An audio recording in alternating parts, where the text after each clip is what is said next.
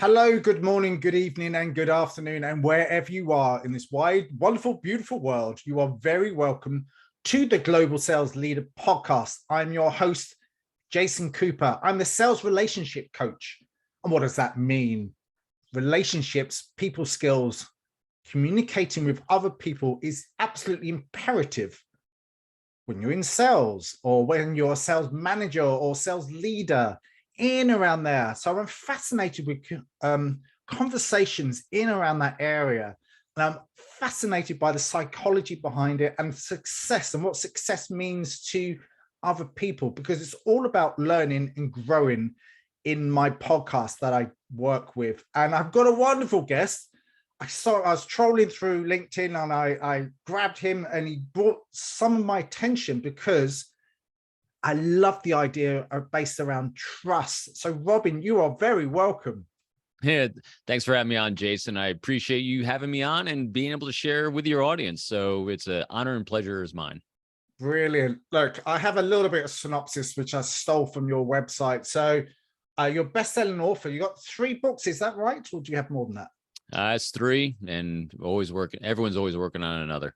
There's always another in operation. So you're a speaker, trainer, executive mentor, podcast host, Marine Corps officer, and retired FBI special agent. So I'm fascinated by that. Chief of Counterintelligence, behavioural analyst. Oh, there's lots of stuff here. We can go on and on, but rather than me talking about it, Robin, could you give us how did you get into what you have done in the past? Because I'm fascinated by that and sort of the anchor points to where you are now. Sure. I was just chatting with someone else a few minutes ago. He asked me the same question. Oh, really? And it's a simple answer. So the end point of my career with the FBI was I was the head of the behavioral analysis program for counterintelligence. And basically my time inside the FBI was recruiting spies. My main job was recruiting Russian spies, specifically the GRU, the Russian military intelligence. And so that story of how I got there is really simple. I failed at everything I really wanted to do in life. I wanted to be an astronaut. And so that all fell sideways. And so, yeah, life takes its turns and you embrace it and you move forward. So went to the United States Naval Academy after I graduated high school. And from there, I went in the Marine Corps as a Marine Corps officer for 5 years. I got out of captain. I served at Cherry Point, North Carolina, Parris Island, South Carolina, where I trained recruits. And then I came in the FBI in 1997, served in New York, Norfolk, Virginia, and FBI headquarters, Quantico. And as I said, when in New York specifically, I recruited Russian spies and then ran our behavioral program. Wow. There you go. So you've well rehearsed on that part. It depends on what day and what way we're saying it, but that's pretty much it. So what do you do now then? Explain to me what you do now. Kind of what you said right at the beginning. I've run my own company where I teach, consult, and train and speak on all topics surrounding trust. I have my own podcast, which is called Forged by Trust. Very similar to yours, the fact that we have fascinating people on, which is all about human behavior and how do we utilize human behavior for the betterment of others, whether that's in sales, because sales is nothing more than providing products and services for safety and comfort of others. It's really all the same thing, and which is exactly, believe it or not, what recruiting a spy is. You are selling a product of you're actually selling a service, for my case, American patriotism, to people who don't necessarily want to buy it. Yeah, I'm fascinated by the area of trust because people buy people and they also buy connection, also buy likability and other facets around that. So when you're in sales, what are the core elements of building of trust to be and as I like to say it, to be a trusted advisor and to be the person that someone will call you rather than you call them? At the core of everything, as I said already, is trust. And you said it too. When I was recruiting spies, that was really the bedrock. Everyone always thinks it's about subterfuge, manipulation, and all the hooky spooky spy stuff, but that's in movies. In real life, it's all about trust, because if someone's literally going to put their life and potentially their family's life in your hands, they better trust you. And if you're caught or even suspected of manipulating in some way, not having transparency in some way, no trust, no cooperation, no relationship, as you've also already said. And so at the heart of sales, it's really simple. Every human being is seeking to be valued by others, and they want to affiliate with others, and they want to have psychological comfort. And my good friend Joe Navarro, who you mentioned before we started chatting, he's written numerous books. He's a nonverbal expert, but his most recent book called Be Exceptional is one of my favorite that he's ever done, because he has the 5 traits of the exceptional people. And the 5th one is the exceptional provides psychological comfort to others. And what is that? That's safety. People, when you feel trust, you feel safe. And so if you're in sales or leadership or anything, your main goal is to make someone feel safe with you. And so that's the heart of sales, is you're providing a product and service that's going to make them feel safe and solve a pain point. And if you're the one doing it, they have to trust you, which is you have to make them feel safe as well. Yeah, and like I've been running a program with Google at the moment, and we talk about psychological safety. Mm-hmm. You're in the room, so it's got to be mutual safety, and it's got to be mutual respect. There's one of my core elements is mutual respect, because it has to come both ways. And I might be the facilitator, I might be the trainer, I might be the coach, but it's that we've got to meet people in the middle. I've got to meet you in your world, but you've also got to meet me in my world. And I know there's a massive thing about empathetic communication, where I have to sit in your shoes and really understanding where you are and where your position is, and especially in the virtual world. And I think we have to meet in the middle somehow. You hope. We'd like to think we could. So here's the challenge: is the greatest salespeople in the world, the greatest leaders in the world, are providing that psychological safety and comfort that you mentioned. But the ones that are really operating at the high level, which have that great deep empathy, they're doing it without an expectation of reciprocity. Because seriously, there aren't that many people that can reciprocate.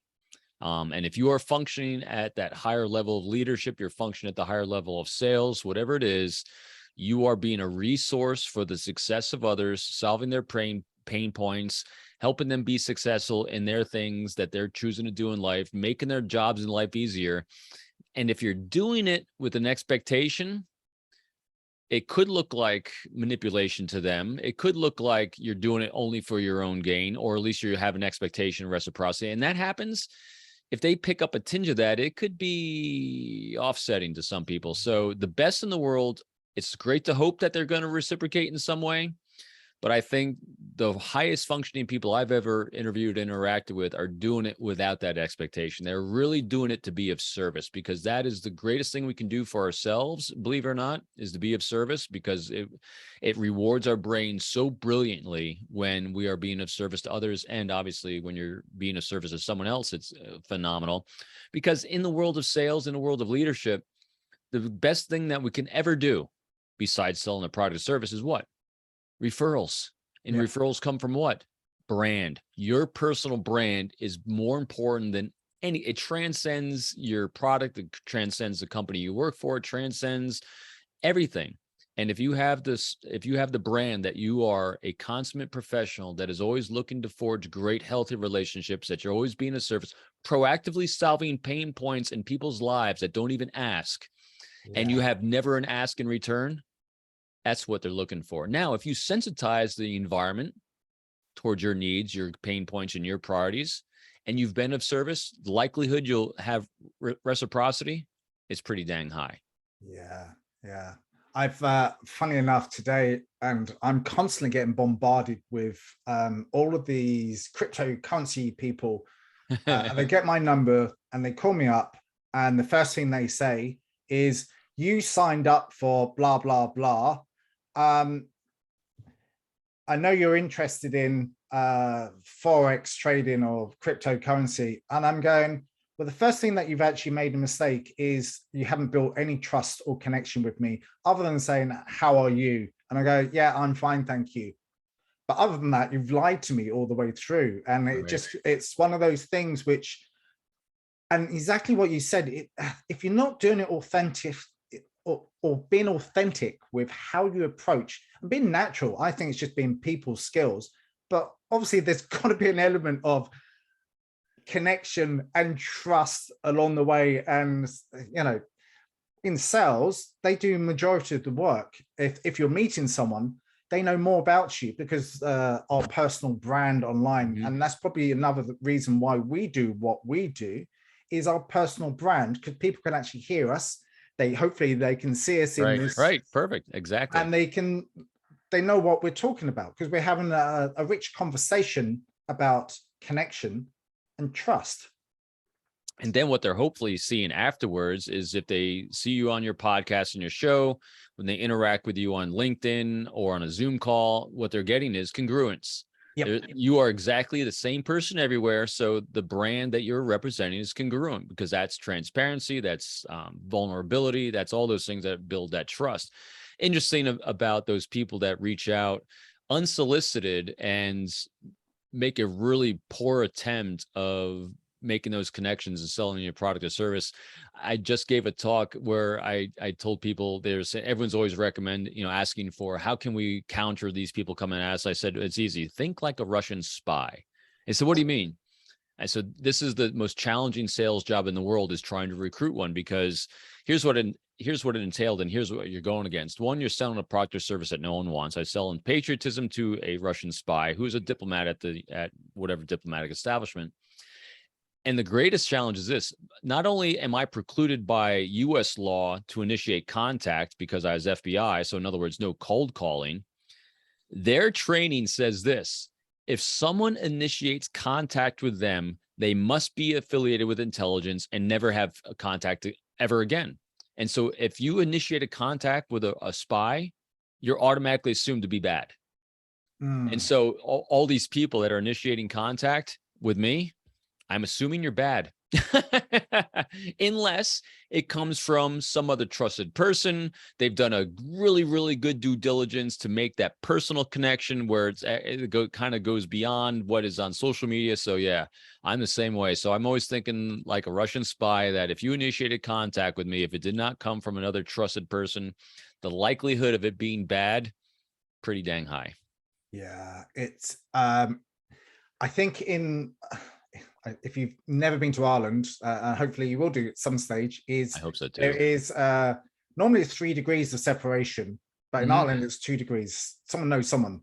Yep. So the best form of building up really good relationships with people is obviously getting introduced, but you can also hear and find out about that person before you ever meet them.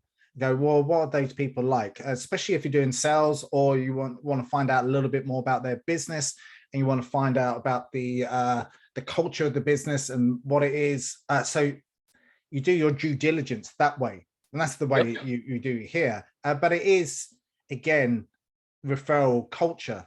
So how would you build up that trust, connection, and that referral culture in what you do, and how you teach that forward? Best example, I can give an example of what someone just recently did with me. I thought it was really, really good. And actually, you just touched on it at the beginning before we chatted on the show, and that is, you did some research on me by my free course. I have a free course on the 4 pillars of communication. And what someone did was they reached out to me, getting out of the blue, and they said, "Hey, Robin, I just wanted to let you know that my mother just took your course, and she got a lot out of this course. And I just wanted to thank you for putting it out there. She got a lot out of it. She shared it with all her friends, and it was no ask. It was just a validation of something it was very specific, because I've had people say, "Hey, do you need, you have a great message. You need to provide online training." And all I kept saying was, "You should have gone to my website, because it's already there. So you've done a horrible job of researching." But I think when you can make it personal, it goes a long way. And that's just the first thing I would do, is just make it personal and do a deeper dive. Anytime you quote someone back to themselves, it's really good. Anytime you kind of take an interest in them, get someone's backstory or pay attention to the backstory. That's where the fascinating stuff lies. And that's actually what people are looking to share. Yeah, I do find that, and again, due diligence beforehand, but it's also adding value forward and giving something for nothing. And great point. From what you've said already, is service. What you have done is you've given stuff away for free, but it's also given value forward. It's like, I've learned stuff from your website and your learning course. So Yep. in my mind, your trust, your credibility, and your credentials has gone up. And I think that's a positive thing. So for anyone listening, it's value forward and lots of golden nuggets of knowledge. And that's how people can get onto that next level, going, well, Robin is the sort of person that I'd like to deal with, because number one, I know he's got his credentials in the background, because research on his website and research of everything else. And that's why I want to connect with you. And that's why I want to do business with you, because you hit all the tick boxes. Plus you got a couple of books in the background, which obviously help along the way forward. You really hit a key thing there. And that's that providing great value proactively, put it out there. And I mean, that little course I put together, it took me a long time to put that 39-minute thing together. But in that course, as you saw, I refer you to examples on the podcast. Podcast is for free, but there's also upsells. I mean, so if you can afford a little bit more, you can do this. And if you can afford a little more, you can do that. It depends on how deep you want to dive. And so that's where providing products and services other comes in. If you can't afford more, or if you're at a point in your life on your path that you just need a little nudge or something, there's plenty for that. But if someone wants to do a deeper dive and they can afford a deeper dive today, you can do that. So I think it's really important to continually, like you said, put out great value that people can take from. I mean, believe me, no one on this planet is creating anything new. Human beings have been around a very, very, very long time. And so we just keep repackaging it for a new audience, for their own framework, from our own background and our own conditions that we grew up in. And so that's it. I think when you bring that value and you pay it forward to others, that creates that brand. And if people can afford to pay more, you might have a paying client. If they can't, that's okay too, because I put it out there really for the benefit and service of others. Absolutely. So, Robin, if you were interviewing you, what sort of questions would you ask you in a podcast interview? It's a good one. My favorite question I like to ask my guests is, so tell me about how you became who you are today. And, because that's got to be a fascinating backstory, because we all come from a place where we've all experienced trauma. We've all experienced something in life that forged us into who we are. So what was that story? Go on then, you can answer that question then. I alluded to it when I said, when you asked, so how did you get to be who you are today with a spy recruiter? And I said, well, it's because I failed at everything else. So I grew up in a house that was probably typical of more houses than people are willing to admit. And that is, there's alcoholism, and there's no one had ever graduated from college before I went to college. And my parents have no money. And they said to me when I was about 9 years old that, hey, we don't have any money for school clothes, figure it out. And so you get a lot of self-reliance and self-resilience to figure that out. And it started from there. I remember my parents have never owned a home. And so we rented a single family house in the woods in New York, in upstate New York. And I remember one year we lost our furnace, the heating in the house. And so my parents couldn't afford a rent hike. And so we went out, and for $400, we bought a wood burning stove and installed that in the house. And so my job from the age of about 9 years old was to cut wood and keep the house warm. And the first winter we ran out of wood in January, and if I didn't go out and split wood all night long, we were going to freeze to death, because I was an only child. And so that forges you into self-reliance, resilience, but also because I was an only child, I wanted to be liked. Yeah. And so self-centeredness from self-reliance and resilience, but sensitive to the fact that if I was too self-centered, I was off-putting to others. And so it kind of forged this desire to lead and get better at it, because I was I call it the dichotomy was out of balance, because there's a dichotomy between power and leadership. Power is about self, leadership is about others. And I was too much on self because of the self-reliance of growing up. And I had some humbling moments. I said, hey, you need to learn how to lead, especially if you're going to be a Marine Corps officer and recruit spies, which is the ultimate form of leadership. So that's how it all started. Wow. That's an incredible story. I like the your vulnerability as well. So that's one of the core character traits that the connection part of it is to Vulnerability, it's show huge. you as a person, as opposed to that egotistical illusion that people have when some people are into sales. They have that self-ego, self. And there is, from the stuff that I've done, there is a little bit of selfishness, but again, like holding yourself, and the saying is wear your heart in your sleeve a little bit. Mm-hmm. And that really helps to drive that one-to-one connection with people, regardless whether you're a leader or whether you're just in sales, or whether you're a sales leader or sales manager, or you're looking after people, because people respect that and they can see the human side of you rather than that robotic side of you, which is out there. But I prefer this sort of conversation, and especially when I'm helping and advising clients, to actually just be a little bit more personable, because it really helps to get that connection across. It's also extremely common, and common from the standpoint of there's some great human predictors and constants in the universe when it comes to human beings. One is every human being is exceptionally predictable. I can predict what everyone's going to do at every moment of every day, and everyone can. Yeah. All of us are always going to act in our own best interests in terms of what we think is our own safety, security, prosperity, and that feeling of safety. Yeah. And so all you have to do now is have empathy so that you can understand what the other person thinks that is. And now you can predict their actions are going to act in congruency with that. And so now when someone takes an action, you can stop judging that action and say, wow, they thought that was in their best interest to do that for whatever reason that is. And if it's befuddling to me, it means I don't know them well enough to understand what that is.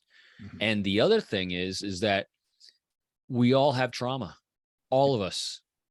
And if you're trying to hide it and pretend you don't, well, that's not transparency. Because if someone wants to feel safe, the best way to make someone feel safe is empowering them with choice. And the way to empower people with choice so they feel in control of their lives is let them know what's going on. Let them know about you. Let them know your thoughts, your vulnerabilities. All these things is huge for empowering people to allow them to feel safe by making the choices they want to make. That's why you're not selling a product, as you said earlier. You're selling yourself. You're creating a relationship where if you're offering them, because I mean, here's the other thing too. There are very, very few things in the world where there's only one company making one widget that's going to solve all your problems. There's a lot of companies making very similar widgets. Yep. Well, yeah. The difference between one company and another is you. That's it. And most times people are willing to pay a little bit more for you if you're the one they love to talk to.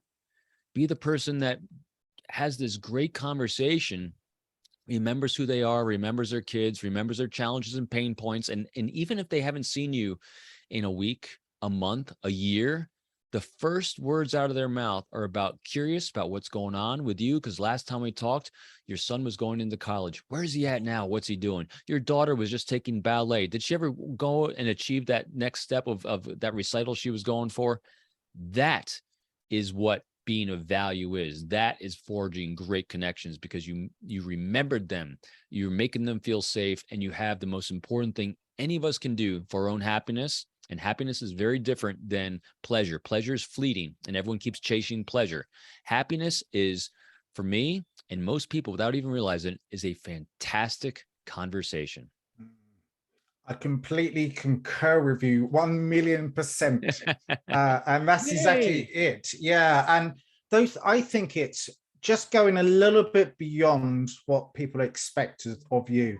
Because people if you remember those small things about your son's in the Marines and your daughter's a nurse and that Perfect. type of things. And next time we speak, Robin, I will remember that, because you made it front of mind, because you know it's a good connection to you.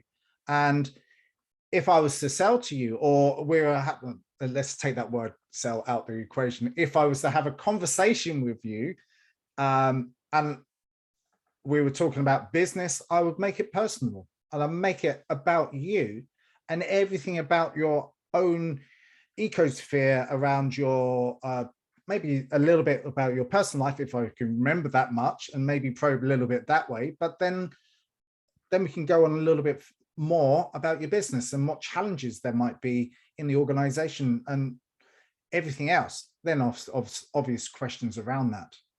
And everything you just shared is completely in line with the most important thing any of us can have towards another human being is curiosity. Yeah. Non-judgmental curiosity is where it all originates from. It's where it all goes. And those that are curious without judgment are the ones that forge the greatest healthy relationships, because who doesn't like answering questions about themselves? Absolutely. Yeah. We're also egotistical. We all love ourselves, don't we? But it is. We want to, and it's not just we love ourselves. It's more, we want to be accepted by others. Yeah. And when we're non-judgmentally curious and someone asks us, so tell me that origin story, and someone starts sharing that origin story and you're like, oh my gosh, that's profound. That's amazing. You know, I had a similar experience. So you have that connection, but it's not nearly as interesting as yours. What did you do next? How did you deal with that? Because that's validating. That's curiosity. And who doesn't want to share, or at least feel a little bit better for something that in the moment they thought was really horrible, but someone else can see, wow, that was pretty profound. And what do you think what kind of thing did you think you learned from that? And how did that impact you positively in the next thing you did in life? Yeah. That's where you make great connections. That's why I love doing this. That's why I love doing these podcasts, because it gives me an opportunity to learn from someone else like yourself, an expert in your field. And it gives me an opportunity to share this knowledge with everyone else.